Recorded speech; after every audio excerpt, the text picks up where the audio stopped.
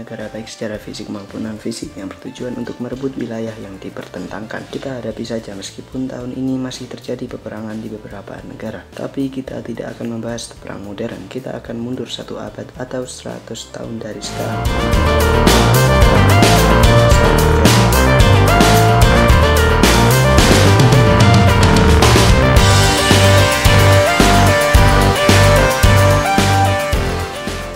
Bagaimana Perang Dunia I dimulai? Pada tanggal 28 Juni 1914, Perang Dunia I dimulai setelah Pangeran Franz Ferdinand dari Austria-Hungaria beserta istrinya dibunuh di Sarajevo, Bosnia, oleh seorang Yugoslavia beserta anggota kelompok teroris di Serbia, Gavrilo Princip. Pembunuhan tersebut berujung pada ultimatum Habsburg terhadap kerajaan Serbia. Sejumlah aliansi yang dibentuk selama beberapa dasawarsa sebelumnya tergoncang, sehingga dalam hitungan minggu saja semua kekuatan besar terlibat dalam perang, dan melalui koloni mereka, konflik ini segera menyebar ke seluruh dunia. Dengan bantuan Kekaisaran Jerman, Austria-Hungaria memutuskan perang terhadap Serbia. Tidak pernah terjadi sebelumnya konflik sebesar ini, baik dari jumlah tentara yang dikerahkan dan dilibatkan maupun jumlah korbannya.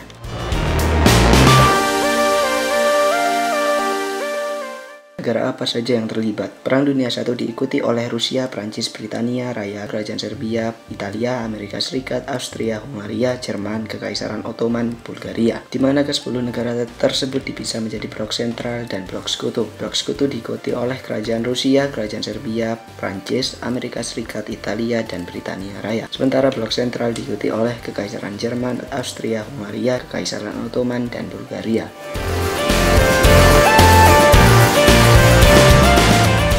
Dalam peperangan dunia I, berbagai terobosan teknologi diciptakan, seperti awal mula terciptanya tank, seperti tank milik Britania Raya Mark I yang kemudian terus dikembangkan sampai Mark V.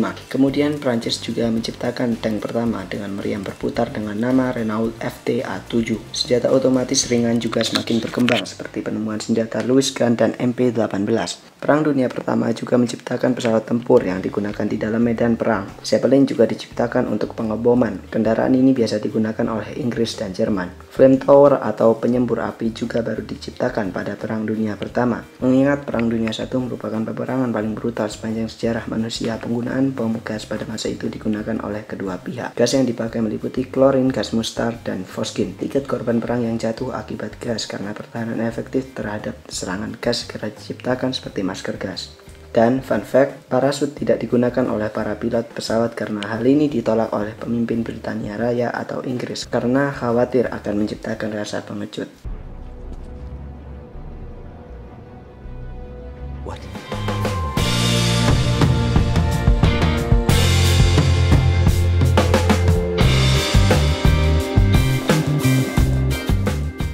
Kawat berduri merupakan penghalang efektif terhadap pergerakan infanteri massal. Artileri jauh lebih mematikan daripada tahun 1870-an. Ditambah senjata mesin, menjadikan pergerakan di daratan terbuka sangat sulit dilakukan. Jerman memperkenalkan gas beracun, dampaknya sangat sadis, menyebabkan kematian yang lama dan menyakitkan. Dan gas beracun menjadi salah satu hal terburuk yang paling ditakuti dan diingat dalam perang ini. Komandan di kedua pihak gagal mengembangkan taktik mematahkan posisi parit dengan tanpa kerugian besar.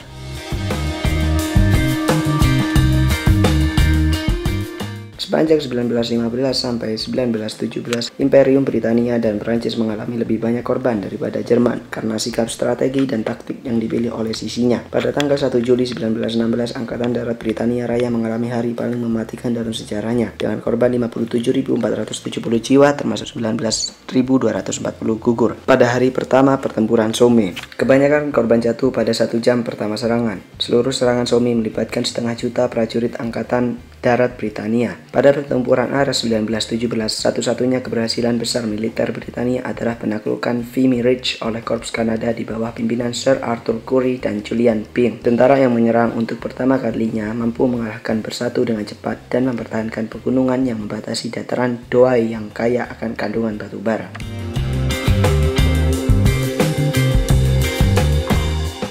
Keruntuhan blok sentral terjadi sangat cepat. Bulgaria merupakan negara pertama yang menandatangani gencatan senjata pada tanggal 29 September 1918 di Saloniki. Tanggal 30 Oktober, Kesultanan Utsmaniyah menyerah di Mudros tanggal 11 November pukul 5. Gencatan senjata dengan Jerman ditandatangani di sebuah gerbong kereta di Compiègne pukul 11 tanggal 11 November tahun 1918. Jam 11 hari 11 bulan 11, gencatan senjata diberlakukan. Prajurit Kanada George Lawrence Prince ditembak oleh seorang penembak jitu Jerman pada pukul 10.57 dan tewas pukul 10.58. Prajurit Amerika Serikat Henry Gonder gugur 60 detik sebelum gencatan senjata diterapkan saat sedang berlari menyerbu tentara Jerman yang terkejut dan tahu bahwa gencatan senjata sudah dekat. Prajurit Britania terakhir yang gugur adalah George Edwin Ellison. Korban terakhir dalam perang ini adalah seorang Jerman, Letnan Thomas, yang setelah pukul 11 sedang berjalan menyusuri garis depan untuk memberitahu tentara Amerika Serikat yang belum diberitahu tentang gencatan senjata bahwa mereka akan mengosongkan bangunan di belakang mereka.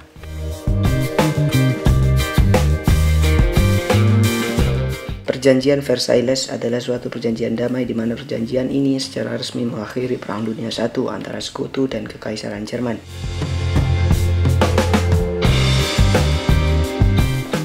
Empat kekaisaran menghilang: Jerman, Austria, Hongaria, Utsmania, dan Rusia. Belgia dan Serbia hancur parah, seperti halnya Prancis dengan 1,4 juta tentara gugur. Jerman dan Rusia juga terkena dampak serupa. Sekitar 750.000 warga sipil Jerman tewas akibat kelaparan yang disebabkan oleh blokade Britania selama perang. Pada akhir perang, kelaparan telah menewaskan sekitar 100.000 orang di Lebanon. Sejumlah penduduk Rusia anti-Soviet mengungsi ke negara lain setelah revolusi. Gangguan sosial dan kekerasan luas pada revolusi 1917 dan perang Saudara-Rusia mengakibatkan terjadinya 2000 pogrom di bekas kekaisaran Rusia, kebanyakan di Ukraina. Sekitar 60.000 sampai 200.000 warga sipil Yahudi tewas dalam kekerasan ini. Setelah Perang Dunia I, Yunani berperang melawan kaum nasionalis Turki yang dipimpin oleh Mustafa Kemal. Sebuah perang yang berakhir dengan pertukaran penduduk besar-besaran antara kedua negara di bawah perjanjian Lausanne. Ya, hanya sampai itu saja perjumpaan kita hari ini. Kita akan bertemu pada video yang akan datang. Baiklah, terima kasih dan sampai